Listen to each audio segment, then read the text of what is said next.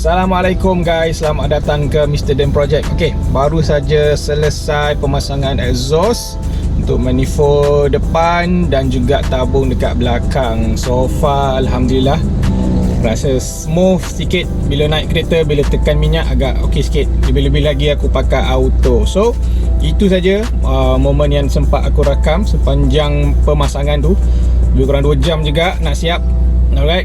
So untuk depan pakai 421 dan belakang pakai tabung lebih kurang sama macam original, tapi dia stainless steel, besar sikit lah. Bunyi ada sikit lah, bass saja bunyi lah, dia tak perang-perang sangat. Tapi so far okay, aku suka bunyi macam ni, dia tak kuat sangat, layan lah. So okay, itu saja guys. Apa-apa jangan lupa subscribe, komen dan like. Alright.